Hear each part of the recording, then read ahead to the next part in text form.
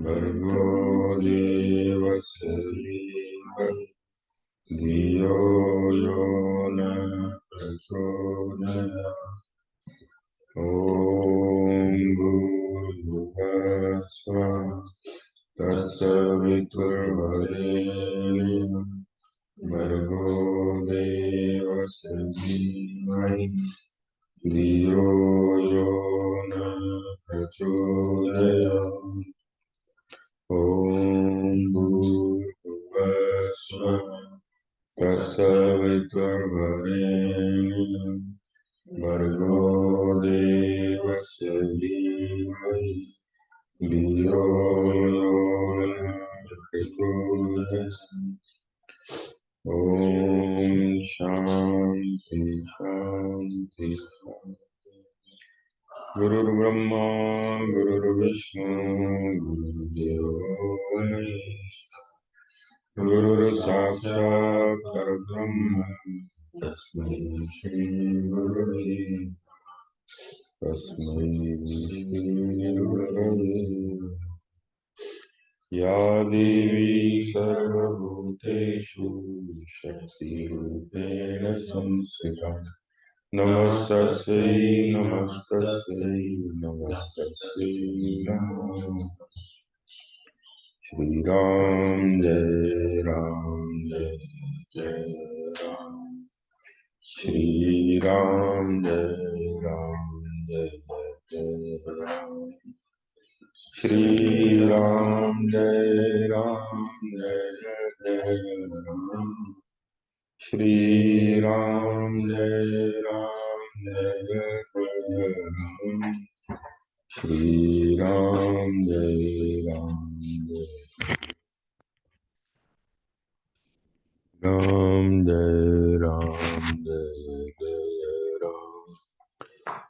श्रीराम जय जय राम श्रीराम जय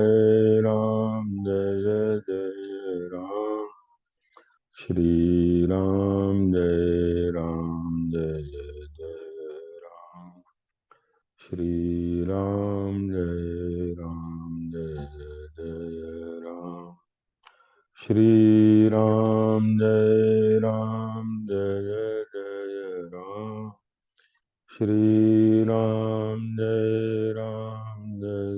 जय राम श्रीराम जय जय श्रीराम जय जय राम श्रीराम जय जय राम श्रीराम जय जय राम श्रीराम जय जय राम श्रीराम जय जय राम श्रीराम जय जय। प्रेम से बोलिए सियावर रामचंद्र भगवान पवन सुत हनुमान हर हर महादेव।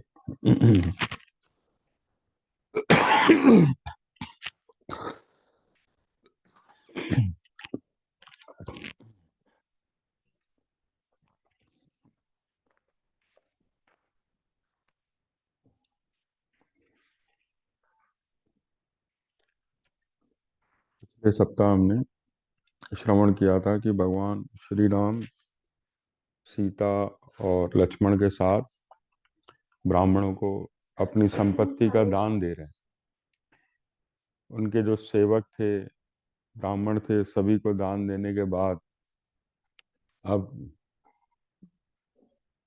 तापस वेश, जो तपस्वियों का वेश धारण करके, और वहां से राजा दशरथ की आज्ञा लेने के लिए चलते हैं, अपने कक्ष से बाहर निकलते हैं।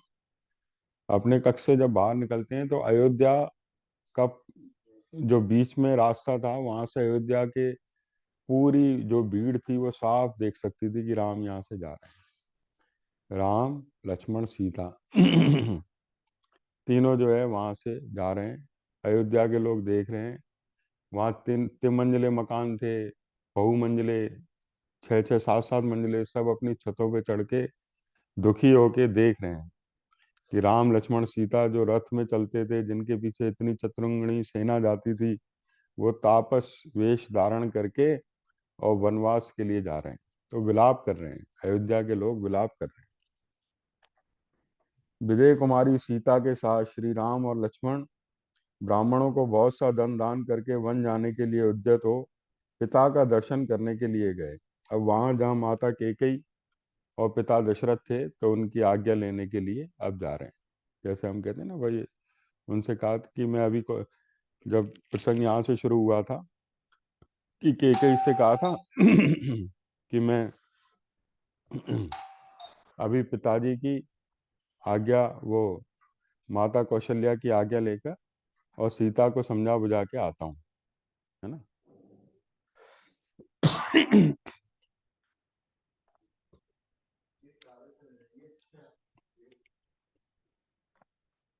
एक बार कीर्तन करते हैं। रघुपति राघव राजा राम, पतित पावन सीताराम।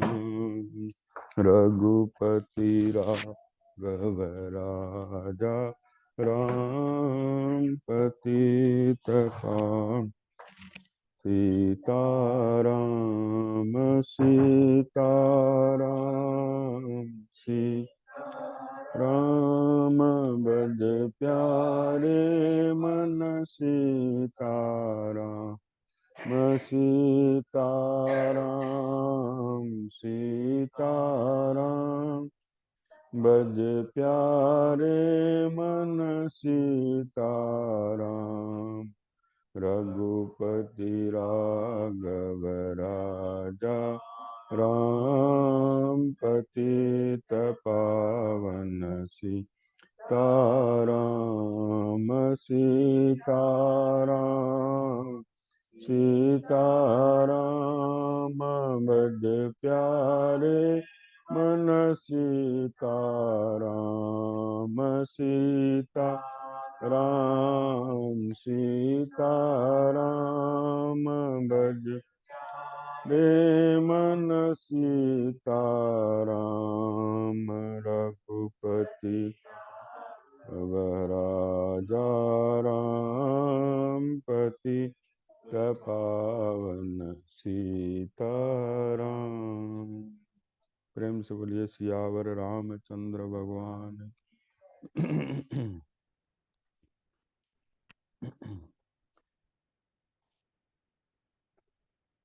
विजय कुमारी सीता के साथ श्री राम और लक्ष्मण ब्राह्मणों को बहुत सा धन दान करके वन जाने के लिए उद्यत हो पिता का दर्शन करने के लिए गए। उनके साथ दो सेवक श्री राम और लक्ष्मण के वे धनुष आदि आयुध लेकर चले, जिन्हें फूल की मालाओं से सजाया गया था, और सीता जी ने पूजा के लिए चढ़ाए हुए चंदन आदि से अलंकृत किया था। उन दोनों के आयुधों की उस समय बड़ी शोभा हो रही थी। उस समय के लिए दो सेवक भी पीछे थे, जो उनके जो आयुध थे ना, जो धनुष आदि, वो लेके चल रहे थे साथ, है ना। बाद में तो श्री राम ने उनको ग्रहण कर लिया था, तो वो भी साथ चल रहे हैं। और सीता, लक्ष्मण और राम, ये आप माता पिता का आशीर्वाद लेने के लिए जा रहे हैं, है ना। क्योंकि कैकेयी से राम ने वचन दिया था कि मैं सीता को समझा बुझाकर और माता की आज्ञा लेकर आता हूँ, और आज ही वन जाने के लिए मैं तैयार रहूंगा। अब जो है संयोगवश लक्ष्मण भी साथ जा रहे हैं, सीता भी साथ जा रही है ना। राम तो अपने लिए आज्ञा लेने के लिए गए थे, अब साथ में लक्ष्मण और सीता जी भी हैं। उस अवसर पर जो धनी लोग थे, वो तिमंजले महलों, राजभवनों तथा 7 मंजिले महलों की ऊपरी छतों पर चढ़कर उदासीन उदासीन भाव से उन तीनों की ओर देखने लगे। ये अयोध्या वासियों का इतना प्रेम था भगवान के प्रति, जैसे उनके प्राण बसे हुए थे वहां। हृदय से उनसे प्यार करते थे, तो सब उदास हो गए। राम का ये वनगमन देख के सबके चेहरों पर उदासी छा गई। उस समय सड़कें मनुष्यों की भीड़ से भरी थी, इसलिए उन पर सुगमता पूर्वक चलना कठिन हो गया था। अतः अधिकांश मनुष्य प्रासादों के मंजिले मकानों पर चढ़कर वहीं से दुखी होकर श्री रामचंद्र जी की ओर देख रहे थे। श्री राम को अपने छोटे भाई लक्ष्मण और पत्नी सीता के साथ पैदल जाते देख बहुत से मनुष्यों का हृदय शोक से व्याकुल हो उठा। अब उन्होंने देखा पैदल जा रहे हैं जो राजा के पुत्र हैं, जो कि मह जो रथों पे चलते थे, वो पैदल जा रहे हैं, है ना, पांव नंगे पैदल वहां से चल रहे हैं। और सीता, जिसको देखना भी कठिन होता था, जो महलों के बीच निवास करती थी, रानी थी, उसको आज साधारण लोग भी देख रहे हैं, है ना। वो इस तरह से जा रही हैं, बिल्कुल खाली होकर, जो रानी के रूप में थी। तो ये देख के सबके हृदय से जो है ना, दुख उमड़ उमड़ पड़ता है। अब वो वहां पर जो वचन कहते हैं ना, ये इसमें वर्णन है कि क्या क्या कहते हैं वो। उनका प्रेम इससे झलकता है कि अयोध्या वासियों का कितना प्रेम था। खेत पूर्वक कहने लगे, हाय, यात्रा के समय जिनके पीछे विशाल चतुरंगनी सेना चलती थी, वे ही श्री राम आज अकेले जा रहे हैं, और उनके पीछे सीता के साथ लक्ष्मण चल रहे हैं। जो ऐश्वर्य के सुख का अनुभव करने वाले तथा भोग्य वस्तुओं के महान भंडार थे, जहाँ सबकी कामनाएं पूर्ण होती थीं, वे ही श्री राम आज धर्म का गौरव रखने के लिए पिता की बात झूठी करना नहीं चाहते। बोले जहां पर सभी लोगों की इच्छाएं पूरी होती थी, जो सारी ऐश्वर्य की वस्तुओं के भंडार थे, कोई भी याचक आता था खाली नहीं जाता था, वही पिता की बात का गौरव रखने के लिए, धर्म की रक्षा के लिए आज वन के लिए जा रहे हैं। पिता की बात झूठी नहीं करना चाहते हैं। ओहो, पहले जिसे आकाश में विचरने वाले प्राणी भी नहीं देख पाते, उसी सीता को इस समय सड़कों पर खड़े हुए लोग देख रहे हैं। सीता अंगराग सेवन के योग्य हैं, लाल चंदन का सेवन करने वाली हैं। अब वर्षा, गर्मी और सर्दी शीघ्र ही इनके अंगों की कांति फीकी कर देगी। निश्चय ही आज राजा दशरथ किसी पिशाच के आवेश में पड़कर अनुचित बात कह रहे हैं, क्योंकि अपनी स्वाभाविक स्थिति में रहने वाला कोई भी राजा अपने प्यारे पुत्र को घर से निकाल नहीं सकता। बोले राजा दशरथ जो है ना, पिशाच के आवेश में आ गए, कोई पिशाच उन पे आवेश कर गया है, इसलिए वो ऐसी बात कह रहे हैं। जैसे किसी पे पिशाच आ जाता है ना, तो वो अपनी बात बोलता है ना, तो वो शरीर नहीं बोल पाता है। तो बोले राजा दशरथ की स्थिति ऐसी हो गई है कि अयोध्यावासी बोल रहे हैं ना, जो सड़कों पे खड़े हुए देख रहे हैं उनको, तो वो जो तरह, हाँ, उनके मनोभाव जो हैं, जो कई लोग खड़े हुए हैं, कोई कुछ कह रहा है, यानी एक जना कुछ कह रहा है, दूसरा कुछ कह रहा है, तीसरा कुछ कह रहा है, यानी उनका प्रेम इस बात में दिखाई देता है कि अयोध्या वासियों का कितना प्रेम था श्री राम के प्रति। तो उनको देखकर जब पैदल चल रहे हैं, वहां से पिता के महल की तरफ जा रहे हैं, तो सबके मुख से ये उद्गार निकल रहा है कि भाई ये दशरथ जो है किसी पिशाच के आवेश में पड़कर अनुचित बात कह रहे हैं, क्योंकि अपनी स्वाभाविक स्थिति में रहने वाला कोई भी राजा अपने प्यारे पुत्र को घर से नहीं निकाल सकता। पुत्र यदि गुणहीन हो तो भी उसे घर से निकाल देने का साहस कैसे हो सकता है? फिर जिसके केवल चरित्र से ही यह सारा संसार वशीभूत हो जाता है, उसको वनवास देने की तो बात ही कैसे की जा सकती है? बोले जिसका चरित्र ही ऐसा है, जो कि सभी को वश में कर ले। श्री राम का चरित्र ऐसा है, सभी को, छोटे बड़े सभी को अपने वश में कर लेता है, उसको देश निकाला देने की बात कोई कैसे सोच सकता है ना? तो ये अविश्वसनीय सी बात है। बोले श्री राम तो गुणों के भंडार हैं, उनमें क्रूरता का अभाव, दया, विद्या, शील, दम और शम, ये 6 गुण सदा ही निवास करते हैं, उन्हें सुशोभित करते हैं। इनके ऊपर जो आघात पड़ा है, इनके राजा अभिषेक में जो विघ्न डाला गया है, उससे प्रजा को उसी तरह महान क्लेश पहुंचा है जैसे गर्मी में जलाशय का पानी सूख जाने से उसके भीतर रहने वाले जीव तड़पने लगते हैं। बोले ये प्रजा को उससे बड़ा तकलीफ पहुंची है जो राजा अभिषेक में विघ्न डाला गया है। यानी इतना प्रेम था उनका कि जैसे अपने ऊपर ही विपत्ति आ जाए, इस प्रकार से अभिव्यक्ति हो रही है। अपने ऊपर जो विपत्ति आ जाए उससे भी बढ़कर विपत्ति है। क्यों? श्री राम सबके मूल हैं। यहाँ पर ये बात आई है कि अयोध्यावासी भी जानते थे ये भगवान के रूप में है। तो बोले श्री राम तो जड़ है, बाकी सब ये फूल पत्ते हैं, है ना, फूल पत्तियां हैं। ये तो इनके ऊपर जो आघात पहुंचा है, ये तो ऐसा है जैसे अयोध्या वासियों के लिए ऐसा है जैसे कोई जलाशय हो, उसमें बहुत से जीव जंतु निवास करते हैं, उसका पानी सूख जाए तो उनकी क्या स्थिति होगी, तड़प तड़प के मर जाएंगे, है ना। ऐसी स्थिति अयोध्या वासियों की है। इन जगदीश्वर श्री राम की व्यथा से संपूर्ण जगत व्यथित हो उठा है। जैसे जड़ काट देने से पुष्प और फल सहित सारा वृक्ष सूख जाता है। बोले श्री राम की जो व्यथा है ना, इससे जगत को व्यथा हो गई है, जगत व्यथित हो उठा है ना। जैसे जड़ काट दी गई हो पेड़ की जड़ काट दी जाए तो उसके फूल पत्ते सब सूख जाते हैं। बोले ऐसे ही पीड़ा हमको हो रही है। ये महान तेजस्वी श्री राम संपूर्ण मनुष्यों के मूल हैं, धर्म ही इनका बल है।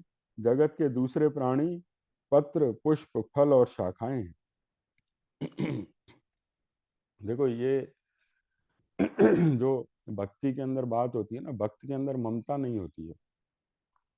वो जो कुछ भी मानता है ना, प्रभु का ही मानता है। ऐसे अभी अयोध्या की स्थिति कैसी है?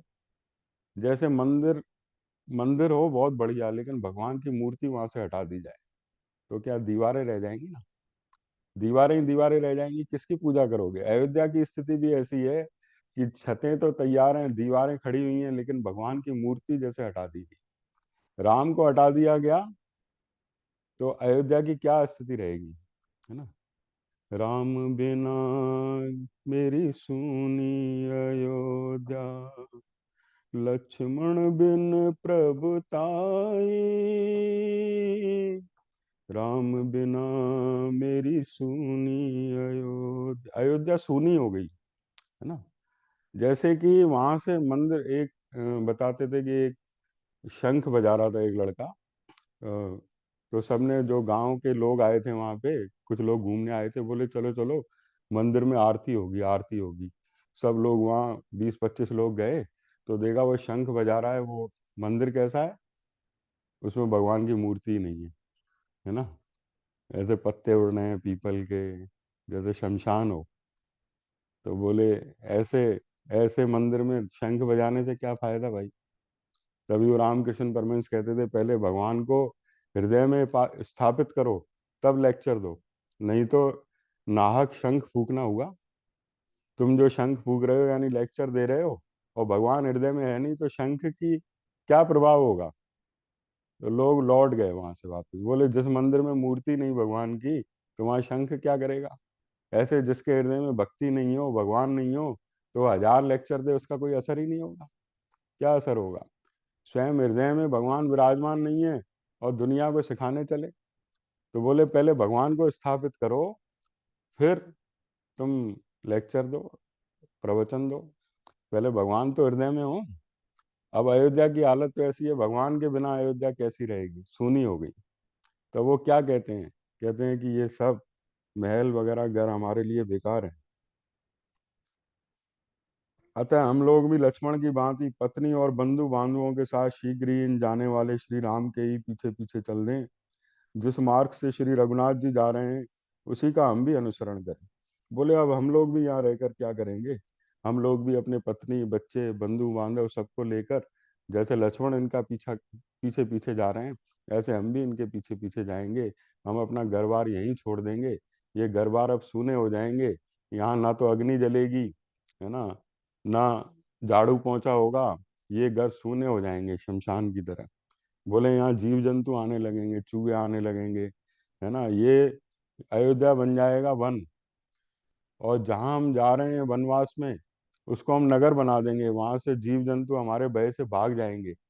हम वहां पर एक नया अयोध्या बना लेंगे, बोले जहाँ राम जाएंगे वहाँ हम अयोध्या बना लेंगे, और बोले ये हमारे घर जो है ना बंद पड़े रहेंगे, ना यहाँ पर यज्ञ होगा, है ना दैनिक क्रियाएं होंगी, है ना। तो बोले ऐसे घरों पे आके कई अपना अधिकार कर ले, और हम तो अपने श्री राम के साथ चलें। देखो उनके अंदर ममता की गंध भी नहीं है। ये जैसे श्री कृष्ण भगवान जब गोकुल छोड़कर चले, तो सबके सब गोकुलवासी कहने लगे चलो चलो। अपना घर छोड़ते एक क्षण नहीं लगाया। नहीं तो जिस घर को हम कहते हैं कि भाई शहर छोड़ के हम दूसरे शहर में जाते हैं, कहते हैं भाई पहले मकान बेच लें, दुकान बेच लें, पैसा इकट्ठा कर लें, है ना, तब चलेंगे, है ना। लेकिन वहां तो गोकुलवासियों ने एक क्षण नहीं लगाया। बोले श्री कृष्ण जहाँ रहेंगे वहीं हम रहेंगे। पूरा गोकुल घर बार सब छोड़ दिए, घर वहां ज्यों के त्यों पड़े हैं और वृंदावन आ गए, है ना। ऐसी हालत इस समय अयोध्या वासियों की हो रही है। घर के प्रति आसक्ति नहीं, परिवार के प्रति आसक्ति नहीं। बोले जो कुछ है श्री राम का है, चलो चलो हम तो वनवास चलते हैं, श्री राम के पीछे पीछे चलते हैं। यानी जो भक्त होता है वो सब कुछ भगवान का मानता है। वो अपने, वो कहता है भाई मेरा कुछ नहीं है, जो कुछ है प्रभु का ही है। अगर वास्तव में देखो ये जितना भी सामान हमें मिला है, ये मिला है, अपना नहीं है। ये शरीर भी मिला है। ये शरीर के साथ जितने भी पदार्थ हैं ये हैं तो प्रभु के ही। कहते हैं दूसरे की वस्तु को कोई अपना कह दे तो वो चोर कहलाता है। हम उसको मेरा मेरा करते रहते हैं ना, ये मेरा ये मेरा ये मेरा, तो हम चोर ही तो हुए। भगवान की वस्तु को मेरा मेरा कर रहे हैं, है ना। ये वस्तु हमें प्राप्त है, प्रभु की ही है। देखो ये भीतर से ही समझनी है, ये भीतर से ही समझने की बात है।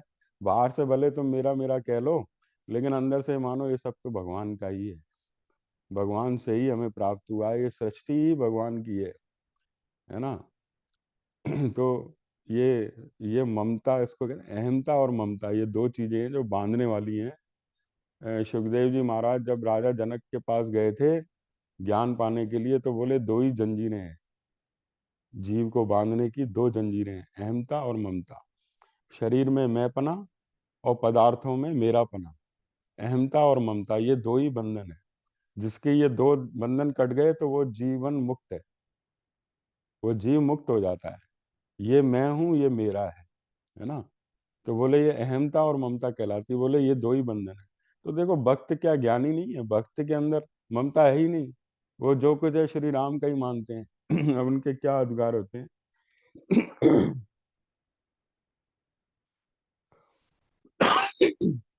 बाग बगीचे घर द्वार खेती बाड़ी सब छोड़कर धर्मात्मा श्री राम का अनुगमन करें, इनके दुख सुख के साथी बने। हम अपने घरों की गड़ी हुई निधि निकालें। निधि माने खजाना, घरों में जो खजाना है वो निकालें। आंगन की फर्श खोद डालें, सारा धन धान्य साथ ले लें, सारी आवश्यक वस्तुएं हटा लें, इनमें चारों ओर धूल भर जाए। देवता इन घरों को छोड़कर भाग जाएं। चूहे बिल से निकलकर इनके चारों ओर दौड़ने लग जाएं। उनमें से उनके उनसे ये घर बढ़ जाए। इनमें न कभी आग जले, न पानी रहे, न झाड़ू ही लगे। यहाँ बलि वैश्वदेव यज्ञ मंत्र पाठ होम जब बंद हो जाएं, मानो बड़ा भारी अकाल पड़ गया हो। इस प्रकार ये सारे घर ढह जाएं। इनमें टूटे बर्तन बिखड़े पड़े रहें। हम सदा के लिए इनको छोड़ दें। ऐसी दशा में इन घरों पर आकर केकई जाकर अधिकार कर ले। अब केकई के प्रति ये कह रहे हैं, बोले ऐसे घरों में अगर केकई को यही चाहिए ना, राजपाट और ये सब चाहिए, तो इन घरों पर अधिकार कर ले। हम तो हम इन घरों को छोड़ रहे हैं, अब तो हम राम के साथ ही जा रहे हैं। ऐसा है ना। आता है वो भजन आता है ना इसका, ये चीज है। ओ मैया तेने क्या ठानी मन में, राम सिय भेज दिए रीवन में, राम सिय भेज दिए रीवन में। ओ मैया तेने क्या ठानी मन में, राम सिय भेज दिए रीवन में, राम सिय भेज दिए रीवन में। कौशल्या की छिन गई वाणी, रो न सकी और मिला रानी, कौशल्या की छिन गई वाणी, रोए न सकी और मिला रानी, के कई तू बस एक ही रानी, रह गई महलन में राम सिय, भेज दिए रीवन में राम सिय, भेज दिए रीवन में, दीवानी तेने क्या ठानी मन में राम सिय, भेज दिए रीवन में राम सिय, भेज दिए रीवन में। बोले तू अब एक ही रानी रह जाएगी और कोई नहीं रहेगा तेरे साथ। जहां पहुंचने के लिए श्री रामचंद्र जी जा रहे हैं वह वन ही नगर हो जाए, और हमारे छोड़ देने पर यह नगर भी वन के रूप में परिणत हो जाए। वन में हम लोगों के भय से सांप अपना बिल छोड़कर भाग जाएं, पर्वत पर रहने वाले मृग और पक्षी उसके शिखरों को छोड़ दें, तथा हाथी और सिंह भी उन वनों को त्याग कर दूर चले जाएं। बोले वन में हम जब लोग जाएं तो सांप अपना बिल छोड़कर भाग जाए। जहाँ पे लोग रहने लगते हैं ना, पहले यहाँ कितने सांप थे यहाँ पे, अब सब चले गए। देखा लोग आ गए हैं तो अपना घर छोड़ दिया अब वो जमुना किनारा है ना, तो सब अब छोड़ के चले गए। तो इंसान के डर से ये भी डरते हैं, ये चले जाते हैं। तो बोले हम वहां जाएंगे तो सांप अपने बिलों को छोड़ के चले जाएंगे, और ये घर सूने हो जाएंगे तो यहाँ आके रहने लगेंगे, है ना। तो वे सर्प आदि उन स्थानों में चले जाएं जिन्हें हम लोगों ने छोड़ रखा है, और उन स्थानों को त्याग दें जिनका हम सेवन करते हैं। यह देश घास चरने वाले पशुओं, मांस भक्षी हिंसक जंतुओं और फल फल खाने वाले पक्षियों का निवास स्थान बन जाए। यहाँ सर्प पशु और पक्षी रहने लगे। उस दिशा में पुत्र और बंधु बांधवों सहित केकई इसे अपने अधिकार में कर ले। हम सब लोग वन में श्री रघुनाथ जी के साथ बड़े आनंद से रहे। अब उनको वन का कष्ट वन का कष्ट जो है कष्ट नहीं लगता है। बोले हम वन में रह लेंगे, श्री राम हमारे साथ होंगे ना, उनके साथ रह लेंगे, लेकिन हमें ये नगर की सुख सुविधाएं नहीं चाहिए, है ना। देखो भगवान की जो भक्ति होती है ना, दो तरह की होती है। एक होती है सकाम भक्ति, जिसमें भगवान से मैं भक्त चीजें मांगता है कि भाई मुझे धन दे दे, पुत्र दे दे, ऐश्वर्य दे दे, है ना। ये मलिन भक्ति कहलाती है। एक होती है शुद्धा भक्ति। शुद्धा भक्ति अहेतु की होती है, कोई चाह नहीं, केवल भगवान से प्रेम है। जैसे प्रहलाद की थी, प्रहलाद से कहा वर मांगो, भगवान ने बोले कोई वर नहीं चाहिए, आपके दर्शन हो गए, आपके चरण कमलों की मुझे भक्ति मिले, और मुझे क्या चाहिए, कुछ भी नहीं चाहिए, आपके चरण कमलों की भक्ति मुझे चाहिए। भगवान के लिए भगवान से प्रेम, है ना। किसी से बार बार मांगने जाओ तो कोई धनी व्यक्ति होगा ना, तो वो फिर आंख चुराने लगता है, कहता है ये आ गया मांगने वाला, है ना वो थोड़ा जो है किनारा करने लगता है, कहता है ये रोज ही मांगता है, कहता दूर से ही देख के कहता आ गया मांगने वाला ना तो हालांकि भगवान सब कुछ दे देते हैं, है ना। दुनिया के आगे मांगने से अच्छा है भगवान से मांग लो। लेकिन उससे भी एक ऊंची भक्ति है, अहेतु की निर्मल भक्ति होती है, निष्काम भक्ति होती है।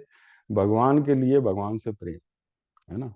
भगवान के लिए भगवान को चाहना कि भगवान मुझे दुनिया का कोई पदार्थ नहीं चाहिए, दुनिया तो हमने देख ली, खोखली है, ठन ठन पाल है ना।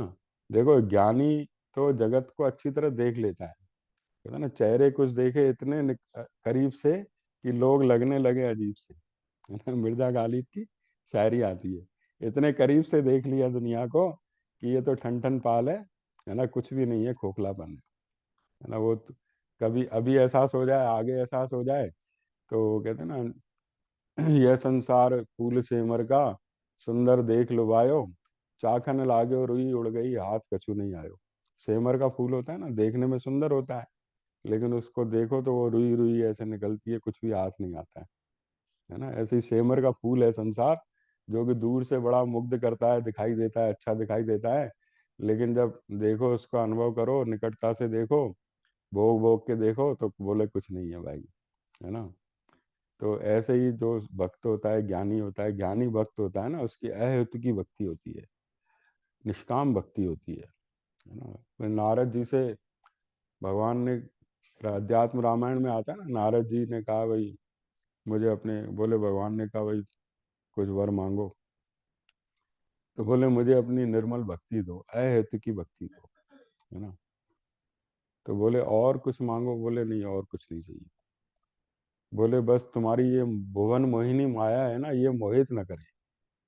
ये भुवन मोहिनी माया जिसने पूरे संसार को मुग्ध कर रखा है, ये मुझे मोहित न करे, अपने चरण कमलों की भक्ति दो, है ना। ऐसे ये निर्मल भक्त थे जो भगवान के सिवाय कुछ नहीं चाहते थे, है ना। ये भक्ति बहुत ऊंची है, ये जीव कोटि की नहीं है, अवतार कोटि की होती है। कोई साधारण जीव तो देखो कामनाओं से घिरे रहते हैं। अभी वो चले जाओ तीर्थों पे तो वो पेड़ जो है पूरे दागों से बंधे हुए मिलेंगे। कितनी कामनाएं लोगों की होती है ना, कि यह धागा आके खोलूंगी, फिर इतना प्रसाद चढ़ाऊंगी, ऐसे करूंगी, ऐसे करूंगी, है ना। तो लोग कितनी कामनाएं रखते हैं ना, पूरा भर जाता है पेड़ भाई धागों से, और उसको पेड़ ही नहीं रहने देते हैं, है ना। तो वो इतने संकल्प, इतनी इच्छाएं, कामनाएं लोगों की हैं, है ना। एक से का बहुत तपस्या की, भगवान ने कहा वर मांगो, तो बोले पोते के साथ सोने की थाली में खाना खाऊं। अब देखो पोता तब होगा जब बेटा हो, तो बेटा भी मांग लिया, है ना।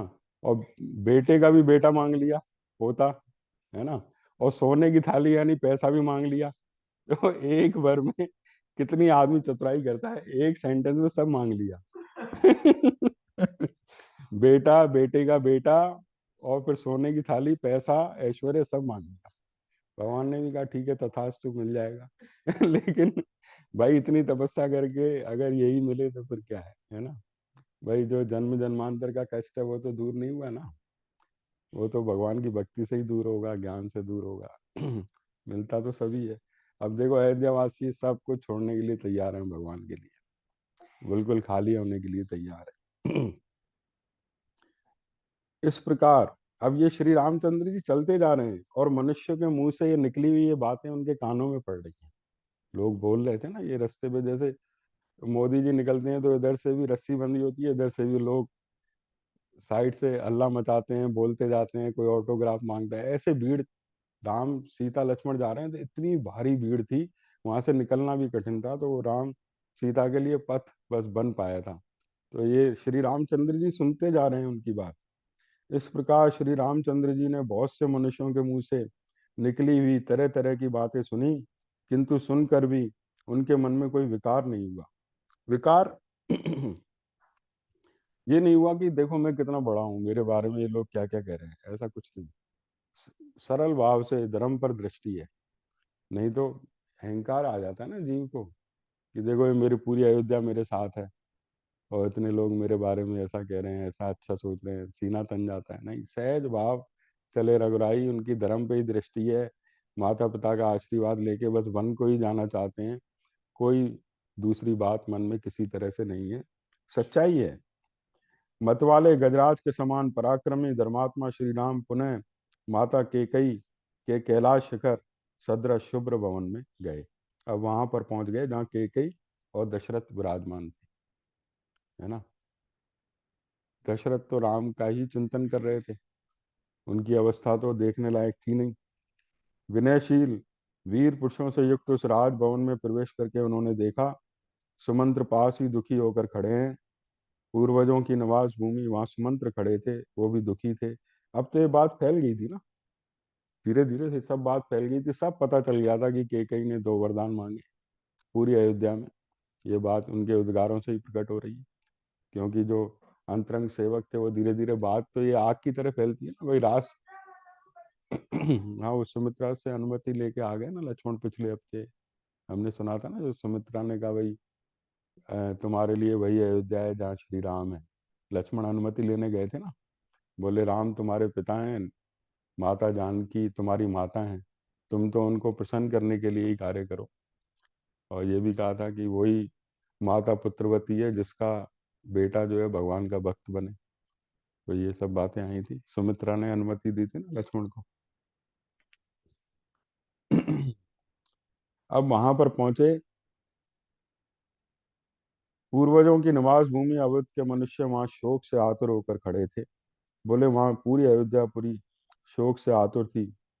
उन्हें देखकर भी श्री राम स्वयं शोक से पीड़ित नहीं हुए। उनके शरीर पर व्यथा का कोई चिन्ह प्रकट नहीं हुआ।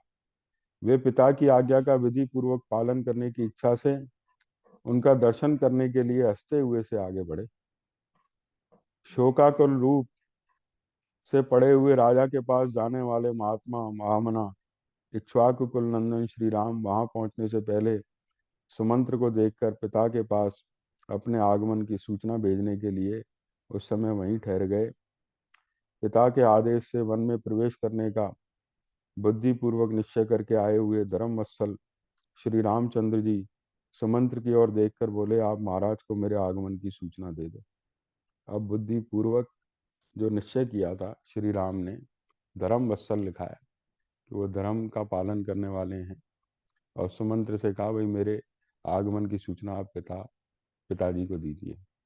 अब सुमंत्र ने जब उनकी अवस्था ऐसी देखी तो वो भी रो पड़ते हैं और बस दुखी होकर दशरथ के महल में जाते हैं। वहां देखा श्री राम ने सुमंत्र से कहा, पिताजी को मेरे आगमन की सूचना दे दीजिए। तब श्री राम की प्रेरणा से शीघ्र ही भीतर जाकर सारथी सुमंत्र ने राजा का दर्शन किया। उनकी सारी इंद्रियां संताप से कलुषित हो रही थी। वे लंबी सांस खींच रहे थे। अब वो उनका शोक ऐसा था दशरथ का, जिस शोक का आप कोई पार नहीं है ना। ऐसे शोक से ग्रस्त थे। सुमंत्र ने देखा पृथ्वीपति महाराज दशरथ, उनकी स्थिति कैसी थी, जैसे सूर्य राहु से ग्रस्त हो गया हो, जैसे अग्नि राख से ढक गई हो, है ना। और जो तालाब ऐसा हो जैसे जल के बिना हो, ऐसे श्रीहीन हो गए थे। उनका चित्त अत्यंत व्याकुल है और वे श्री राम का ही चिंतन कर रहे हैं। तब महाप्राज्य सूत ने महाराज को संबोधित करके हाथ जोड़कर कहा, पृथ्वीनाथ, आपके पुत्र ये सत्य पराक्रमी पुरुष सिंह श्री राम ब्राह्मणों तथा आश्रित सेवकों को अपना सारा धन देकर द्वार पर खड़े हैं। बोले आपके ये सत्य पराक्रमी, जो इनके जो सत्यवादी हैं, पराक्रमी हैं, धर्मवत्सल हैं, ये द्वार पर खड़े हैं और इन्होंने अपना सारा धन ब्राह्मणों को दे दिया है और अब आपकी आज्ञा लेने के लिए आए हैं। आपका कल्याण हो। ये अपने सब सुहृदों से मिलकर उनसे विदा लेकर इस समय आपका दर्शन करना चाहते हैं। आज्ञा हो तो यहाँ आकर आपका दर्शन करें। राजन, अब ये विशाल वन में चले जाएंगे। अतः किरणों से युक्त सूर्य की भांति समस्त राजोचित गुणों से संपन्न इन श्री राम को आप भी जी भर कर देख लीजिए। बोले अब तो ये चले जाएंगे वन में, अब तो आप भी इनको जी भर के देख लो, क्योंकि अब ये 14 वर्ष तक फिर ये नहीं आप देख पाओगे, है ना। वो दशरथ जो है ना, वहाँ ये प्रार्थना कर रहे थे कि सूरज तू आज के दिन मत डूबियो, क्योंकि आज के दिन डूब गया तो फिर 14 साल के लिए अंधेरा ही रहेगा, है ना। अब इतना ही कहते हैं ना। रघुपति राघव राजा राम पति पावन सीताराम। रघुपति राघव राजा राम पतित पावन सीताराम। सीताराम सीताराम भज प्यारे मन सीता। सीताराम सीताराम भज प्यारे मन सीता। रघुपति राघव राजा राम पतित पावन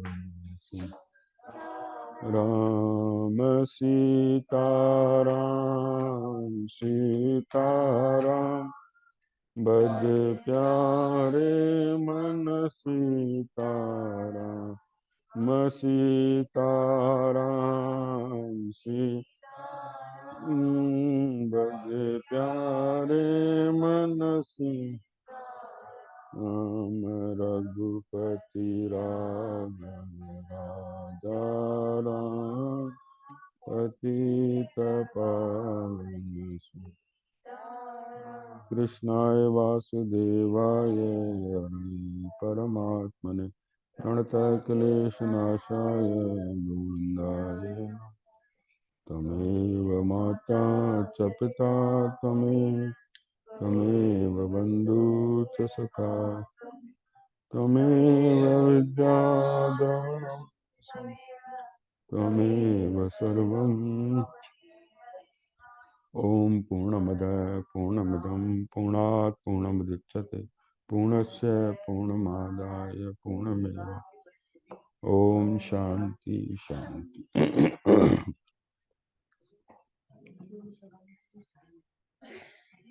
खुशी का हाँ हाँ हरिओम। और सब ठीक है।